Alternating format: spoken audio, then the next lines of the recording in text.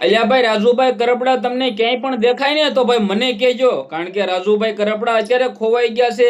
જ્યારે paper leak થયું ત્યારે પણ રાજુ કરપડા બોલ્યા નહીં. પેટ્રોલની તંગી ચાલી રહી છે, ખેડૂતો મેદાનમાં છે, ત્યારે પણ રાજુ કરપડા બોલ્યા નહીં. રાજુભાઈ કરપડા ક્યાં ખોવાઈ ગયા? રાજુભાઈ કરપડા જોવા મળે તો અમને કહેજો. આવું મારું નથી કેવું, આવું કેવું છે અત્યારે ગુજરાતની જનતાનું.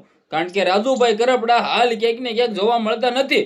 ખેડૂતો સાથે જે થઈ રહ્યું છે, ખેડૂતો લાઈનમાં લાગ્યા છે, છતાં રાજુભાઈ કરપડા જોવા મળતા નથી. ખેડૂતના નેતા, ખેડૂતને જ્યાં પણ જરૂર પડે ત્યાં રાજુભાઈ કરપડા આગળ હોય છે. હળદરની અંદર આંદોલન થયું, આંદોલન દરમિયાન રાજુ કરપડા જેલમાં ગયા. જેલમાંથી બહાર આવતા જ પોતે પોતાની પાર્ટી ચેન્જ કરી નાખી અને ત્યારબાદ ભાજપમાં ગયા. ત્યારે પણ તેને કહ્યું હતું કે ભાઈ ત્યારે પણ ખેડૂતને જરૂર પડે ભાજપમાંથી હું ભાજપની સામે પણ સવાલ ઉઠાવીશ.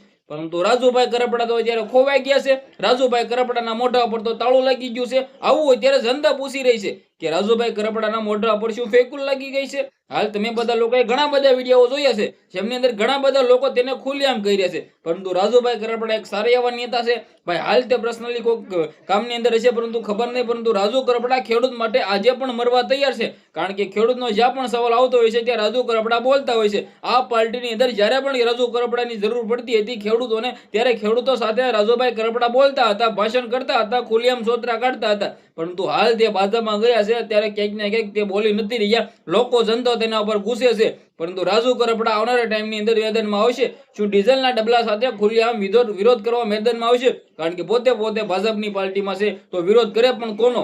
ક્યાંક ને ક્યાંક તમારા મુદ્દાને લઈને શું કેવું છે, તમારી શું રાય છે, જે પણ હોય કમેન્ટ કરી, વિડીયો શેર કરી, ફોલો કરી, સબસ્ક્રાઇબ કરી દેજો, જેથી હું તમારા સમક્ષ આવીને એવી જાણકારીઓ લાવતો રહું. આજના વિડીયોમાં ત્યાં જ માહિતી આપણે એક નવો વિડીયો મળી જશું. બધા લોકોને દિલથી ધન્યવાદ. જય હિન્દ, જય ભારત.